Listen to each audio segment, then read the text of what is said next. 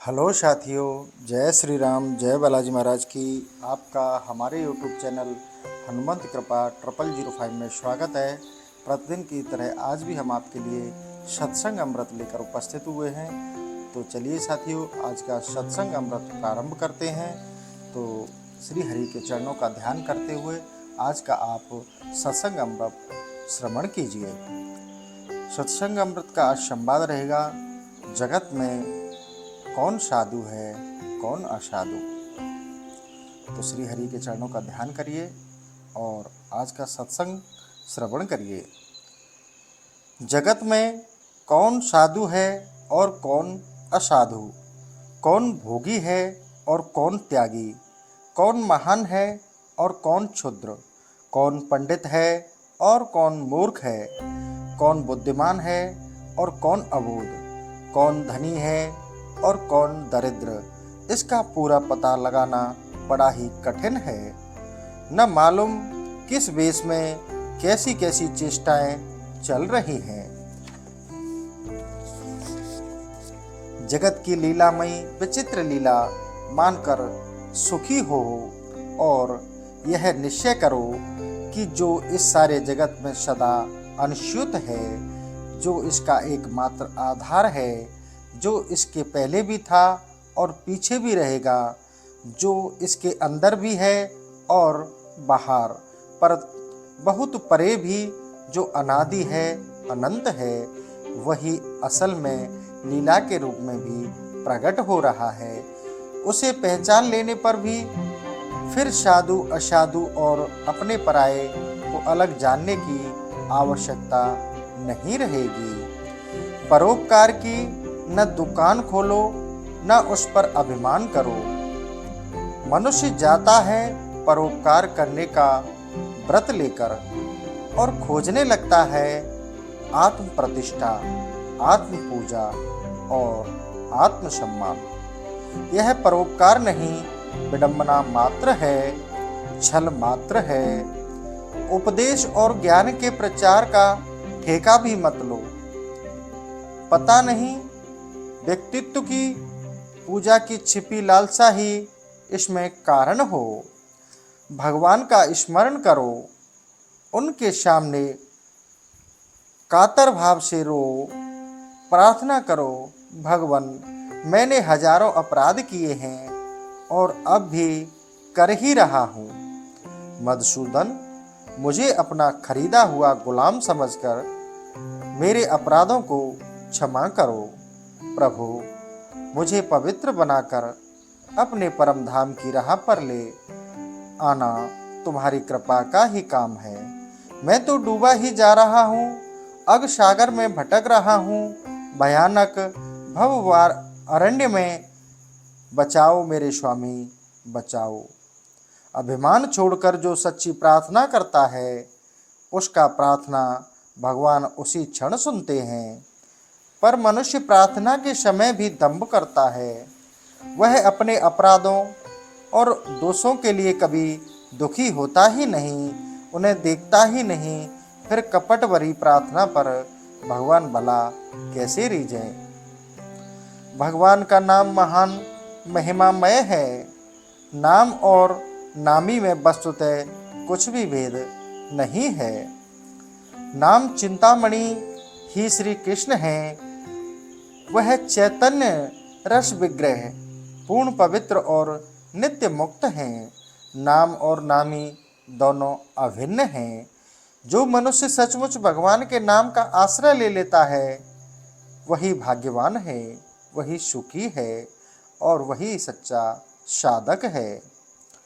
जिसकी जीव पर और चित्तवृत्ति भगवान में लगी है, वही साधु है।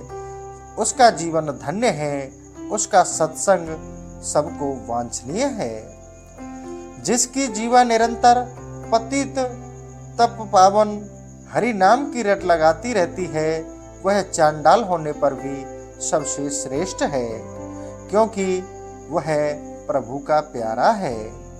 भगवान के नाम कीर्तन से केवल पापों का नाश ही नहीं होता, पाप नाश के लिए तो शास्त्रों ने अनेकों प्रायश्चित बतलाए हैं। नाम से सामुज्य मोक्ष की आकांक्षा भी मिट जाती है, क्योंकि उस मोक्ष में प्रियतम के नाम गुणगान कीर्तन है।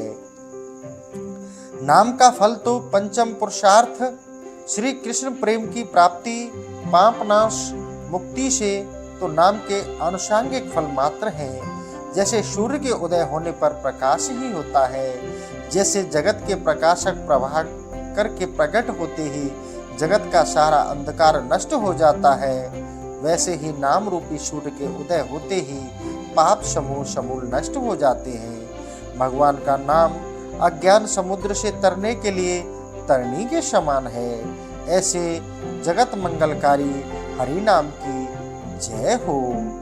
धर्म क्या है और अधर्म क्या है, पुण्य क्या है और पाप क्या है, नित्य क्या है, अनित्य क्या है, सत्य क्या है, असत्य क्या है, पवित्र क्या है और अपवित्र क्या है, सुख क्या है और दुख क्या है, सब पूरा विश्लेषण करके बुद्धि के इनके यथार्थ स्वरूपों को प्रत्यक्ष करा दे, इनका सच्चा अनुभव करा दे, तब समझना चाहिए कि विवेक जगा है।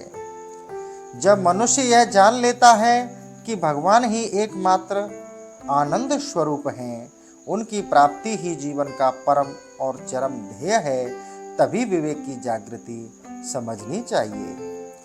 विवेक का पूर्ण उदय होते ही वैराग्य आता है।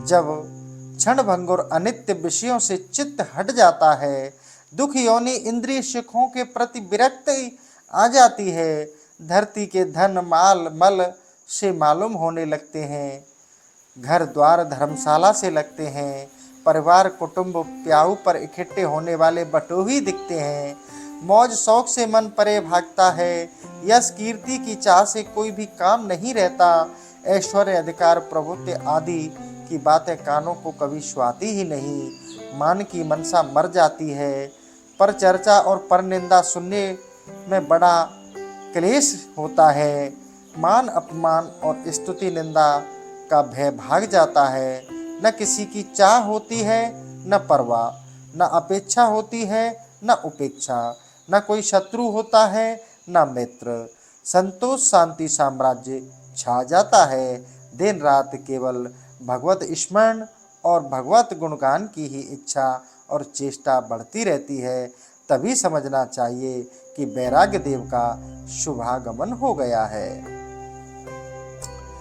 मनुष्य सुख चाहता है पर जानता नहीं सुख क्या है, जिसको वह सुख कहता है वह वस्तुतः दुख का ही एक प्रकार भेद मात्र है, या यूं कहना चाहिए कि वह दुख का अग्रदूत है। सुख आते ही पुकार कर कहता है कि देखो दुख अपने पूरे दल को लेकर मेरे पीछे ही आ रहा है, इसी से जो सुख खोजता है उसे दुख मिलता है, और जो सुख के सिर पर लात मारता है दुख स्वयं दुखी होकर उसके समीप से भाग जाता है। विषय सुख की चाह ही दुख का आह्वान है, और सुख की अनिच्छा ही दुख का दम निकाल देती है। सुख की वासना ही बंधन का प्रधान कारण है। गरीबों में जब विषय सुख की वासना सीमित रहती है तब उतना ही बंधन भी कम होता है। जब सुख की चाह कम होती है तब उतनी ही चिंता कम होती है। जहाँ भोग विलास स्वरूप सुख की स्पृहा आई कि चारों ओर से फंदे पड़ने लगे, मनुष्य स्वयं ही अपनी मूर्खता से बनता है और दुखों को बुलाकर उसी की आग में जलता है। जगत के संबंधों और प्रसिद्धि का प्रसार अशांति और दुख का महान हेतु है। शांति चाहते हो तो संबंध कम करो और छिपे रहने की व्यवस्था करो। जितना अधिक संबंध और सुनाम होगा उतनी ही अधिक अशांति और क्षोभ की उताल तरंगें उठेंगी। विरह और विनाश का भयानक दुख सामने आएगा। अब कीर्ति के भय का भूत भी सदा सताता रहेगा। जिस संसार में 4 दिन ही रहना है उसमें संबंध बढ़ाना और नाम कमाना मूर्खता ही तो है। इसमें आपकी चतुरता कहाँ? भक्ति से ही असली भक्ति आती है। भक्ति में प्रधान वस्तु है भजन। भजन से दो काम पहले होते हैं, कलेशों का नाश, शुभ की प्राप्ति। इसी से भक्ति की कलेशाग्री और शुभता को कहते हैं। क्लेश 5 हैं, अविद्या यानी उल्टी समझ, अस्मियता यानी कि मैं पाना, राग भोग में चित्त की फसावट, द्वेष पदार्थों में प्रतिकूल भावना करके उनके नाश की इच्छा, अभिनिवेश मृत्यु भयानक भीति, शुभ है विवेक सीधी समझ, विनय अपने कुछ भी न मानकर भगवान को ही सब कुछ मांगना या मानना, वैराग्य भोगों से चित्त की विरक्ति, प्रेम सबसे निस्वार्थ प्रेम, सौहार्द, अमृत तत्व आत्मा की अमरता प्रत्यक्ष निश्चय, भगवत चरणों में एकांत रति। भजन 2 प्रकार का होता है, निष्ठापूर्ण और निष्ठा रहित। निष्ठापूर्ण भजन निष्ठा रहित सतत भजन का फल है। निष्ठा रहित भजन में देखा देखी आरंभ में तो उत्साह होता है, पर कुछ समय बाद वह निराशा निरुत्साह आ जाता है। कभी मन भजन करना चाहता है और कभी भोगों की प्राप्ति, कभी घर से भागना चाहता है तो कभी घर में अत्यंत रम जाता है, कभी वैराग्य सा आता है तो कभी आसक्ति बढ़ जाती है। भजन में कभी सुख सा दिखता है तो कभी चित्त उभरने लगता है, कभी भगवान में श्रद्धा और विश्वास बढ़ते से दिखते हैं तो कभी भगवान की उपेक्षा होकर भोगों की अपेक्षा हो जाती है। जो ज्वार भाटा आता है, पर यदि मनुष्य सत्संग का सहारा पकड़े रहता है तो भजन की स्वाभाविक महिमा अंत में सारी उधेड़ बुन को मिटाकर भजन को निष्ठापूर्ण बना देती है। फिर तो भजन में रुचि, सुख रस और प्रीति का इतना विस्तार हो जाता है कि छोड़ने पर भी भजन नहीं छूटता। जैसे भी हो उत्साह, अनुत्साह, आशा, निराशा, सिद्धि, असिद्धि, अनुकूल परिणाम, विपरीत परिणाम, परवाह न करके भजन करते ही रहो। भक्ति पथ में 5 बड़े कांटे हैं, इनसे बचो और इन्हें उखाड़ फेंकने का प्रयत्न करो। ऊंची जाति का अभिमान, विद्या का घमंड, धन ऐश्वर्य, पद गौरव का महत्व, शरीर का सौंदर्य, उछलती जवानी, यही 5 कांटे हैं। नित्य भगवान का गुणगान करो, नहीं तो तुम्हारी जीव मेढक की ही जीव है। नित्य भगवान के गुणों का गान श्रवण करो। काले बादलों से घिरा हुआ दिन दुर्दिन नहीं है। दुर्दिन तो वस्तुतः वह है जिसमें तुम्हारे कान भगवान के गुण सुधा के अनवर्त पा से वंचित रहे। किसी की निंदा न करो, न कर्कश वाक्य ही बोलो, सम्मान, सत्य, प्रेम, हित की ही बात करो। सभी लोग तुम्हारी नम्रता और अपना सम्मान तथा हित चाहते हैं। किसी की खुशामद मत करो, खुशामदी के मुंह और मन में सदा ही भेद रहता है। फूट तो उसका साथी बन जाता है। स्पष्टवादी बनने के बहाने किसी का जी दुखाने वाली बात कभी मुंह से मत निकालो। सुख दुख दोनों ही क्षणभंगुर हैं, इनके मुंह में मत फंसो। चंद्रमा की शुभ ज्योत्सना से सुशोभित शारदाकाश, घन घटाओं से घिरा हुआ नवोमंडल दोनों ही क्षणिक हैं। दिन सदा एक से नहीं जाते, उतार चढ़ाव जगत का स्वभाव ही है, कर्मों का स्वभाव ही है। स्वांग बदलते रहना, स्वांग के अनुसार ही तो क्रिया होगी ना। प्रशंसा के लिए मत तरसो, खुशामद से प्रसन्न मत हो। खुशामद चाहने वाला सौभाग्य शीघ्र ही शांत हो जाता है। सरल बनो, कपटी बात छोड़ दो, जीवन में सीधापन लाओ, संतोष धारण करो। याद रखो, भगवान को सरलता और संतोष बहुत प्रिय है। अच्छी हालत के बंधु का विश्वास मत करो। धन मान की सेवा में तो सभी जुट जाते हैं, विपदा का बंधु ही सच्चा बंधु है। तुम्हारे पास भगवान की दया से जो कुछ है उसी पर संतोष करो। देख पराई चौपड़ी, मत ललचावे जीव। लोगों की कुछ भी कहने दो, वे तो कहेंगे ही, अपने सन्मार्ग से भी कभी पैर मत हटाओ। जब संसारी लोग तुम्हें भाग्यवान और भगवान का कृपा पात्र बतलाएं, तब चौकन्ने हो जाओ। संसारी लोग अपनी बुद्धि के कांटे पर ही तो भाग्य और भगवान की कृपा को तौलते हैं। उनका कांटा पत्थर तौलता है, हीरा नहीं। वे भोगों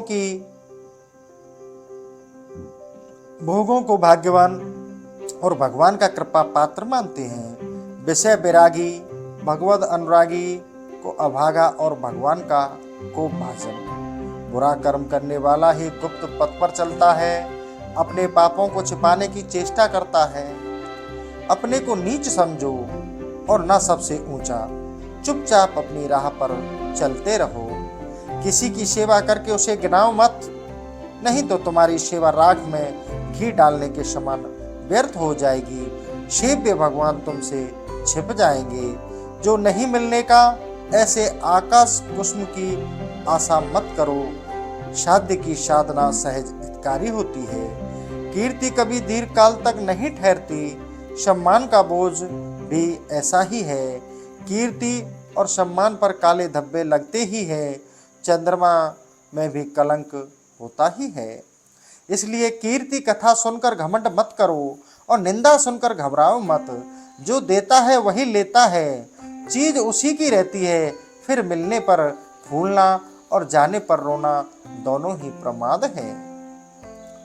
धरा और धन की सुंदरता पर मत रीझो। शरीर और रूप के लावण्य के लिए मत ललचाओ। इस पापांचिक झूठी सुंदरता और लावण्य परे एक ऐसा नित्य सत्य अनंत सौंदर्य और लावण्य है जो सदा चेतन रहता है। वह श्री कृष्ण की शोभा, उसी पर रीझो और उसी के लिए सदा ललचाओ। अज्ञानी मनुष्य ही अभिमान का गुलाम है, बुद्धिमान तो विनयी होता है। अहंकार प्रचंड निदगाय मध्याय है और विनय बसंत की संध्या। जो कुछ करना चाहते हो पहले से ही उसका ढिढोरा मत पीटो। काम होने पर आप ही सब जान जाएंगे। जिसके कार्य से हरि संतुष्ट होते हैं, असल में वही सत्कर्मी है। तुमने तो कुछ शुभ किया है, उसे भगवान को देखा ही है, फिर अपने मुंह से उसकी बढ़ाई क्यों बघारते हो। सुख चाहते हो तो दूसरों को सुख दो और दुख चाहते हो तो दुख का दान करो। जो दोगे वही अनंत गुना होकर तुम्हें वापस मिल जाएगा। रोग वियोग से घबराओ मत। सभी लीलाओं में प्रियतम प्रभु की मधुर हंसी का दर्शन करो। सदा सुखी रहो, आनंद से रहो। ऐसा मत मानो कि मैं अपनी साधना से, अपने परिश्रम से, पुरुषार्थ के बल से संसार सागर से तर जाऊंगा। इस प्रकार की धारणा अभिमान का बड़ा भय। भगवान की असीम अनुकंपा पर विश्वास रखो, उनका आश्रय ग्रहण करो और साधन भजन उन्हीं की प्रीति के लिए करो। फिर कोई शंका और भय नहीं रहेगा, यह निश्चित मान लो। जिस साधक में अभिमान है, अपने में उच्च बुद्धि और दूसरे के प्रति नीच बुद्धि है, वह साधक नहीं है। पर एक पापी जो पाप से छुटकारा पाने के लिए छटपटाता है और प्रतिक्षण भगवान से प्रार्थना करता है, वह सच्चा साधक है। पाप से मुक्त होने का साधन है तीव्र अनुताप। यह अनुताप ही भगवत साधन का पूर्व रूप है। अनुताप हुए बिना असली साधना का उदय नहीं होता। भगवान नित्य कल्याण में कृपा में है। वे अपनी सहज करुणा, स्वभाव सुलभ बिरध से चाहे जिसको चाहे, जब चाहे, जैसा महत्व विशेषत्व प्रदान कर देते हैं। ऐसा करने में कोई हेतु नहीं है। उनकी स्वरूपभूता कृपा और कल्याणमयता से अपने आप ही ऐसा हुआ करता है। किसी दूसरे का न तो दोष देखो, न कभी किसी की निंदा करो। संसार में निर्दोष कौन है, पहले यह देखो कि तुम्हारे अंदर कोई दोष है या नहीं। यदि है तो पहले उसे घृणा करो, उसके लिए अनुताप करो। दूसरों को सुधारने की चिंता मत करो, अपने को सुधारो। जब तुम निर्दोष हो जाओगे तब सारा जगत ही तुम्हें निर्दोष दिखने लगेगा।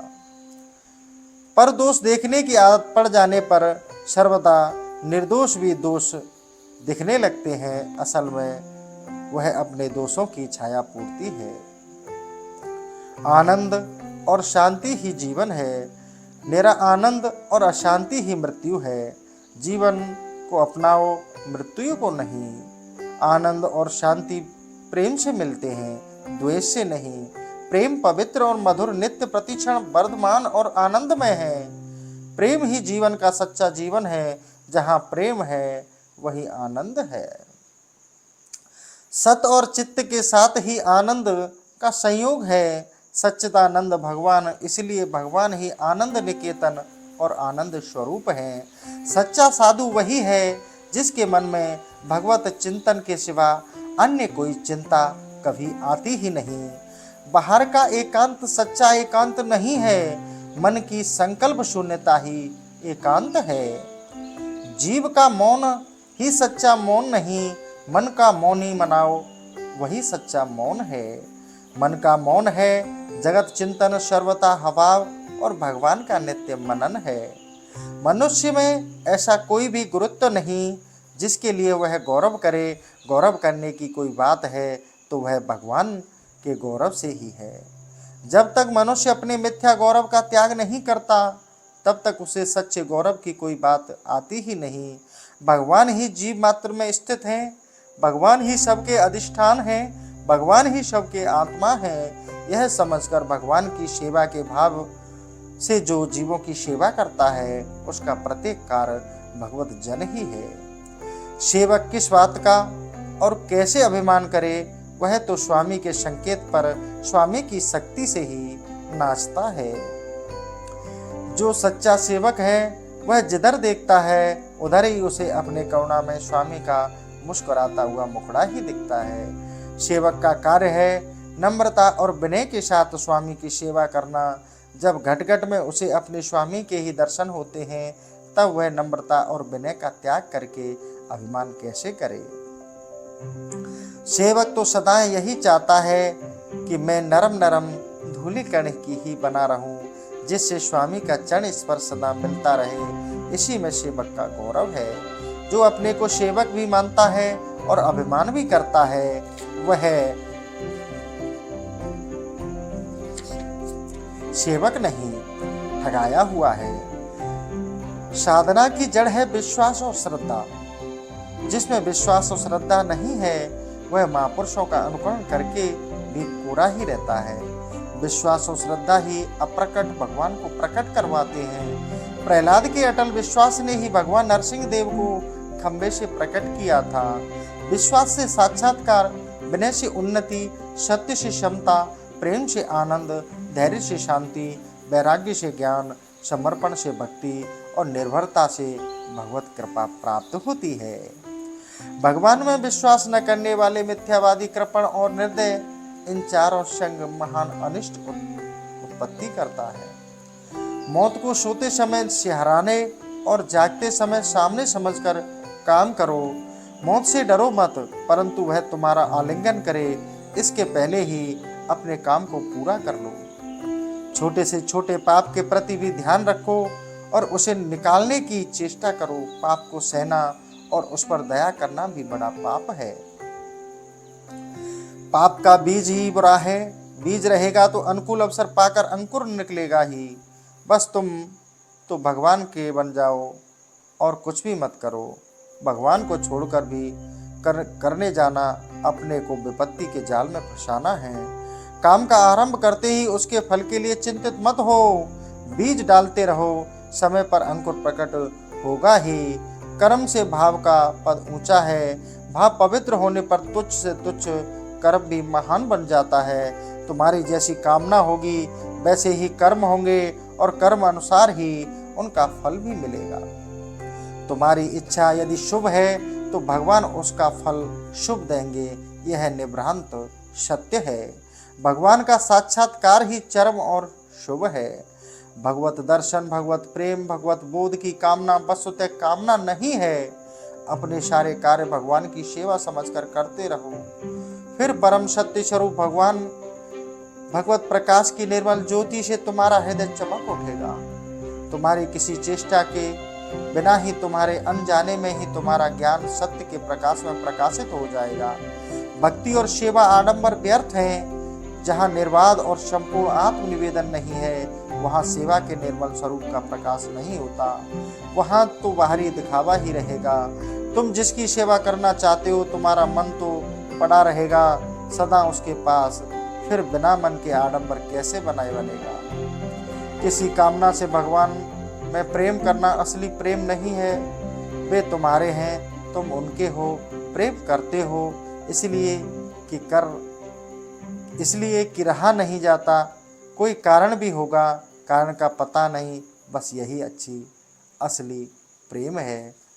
तो साथियों, भगवत चिंतन, भगवत स्मरण, भगवत गुणगान और भगवत प्रेम, बस आपको निश्चित प्रेम और आनंद की अनुभूति हो जाएगी और प्रभु की कृपा प्राप्त होगी। और उन करुणामयी की जिस पर नज़र हुई, जिस पर कृपा हुई, उसको निश्चित भगवत प्राप्ति होती है। तो साथियों, सत्संग श्रवण करते रहें, भगवान का चिंतन करते रहें और दोषों से अपने आप को दूर रहें। तो साथियों, इसी के साथ आज का सत्संग यहीं समाप्त करते हैं। कल फिर आपके लिए नए सेशन के साथ फिर उपस्थित होंगे। इसी के साथ साथियों, जय श्री राम, जय बालाजी महाराज की।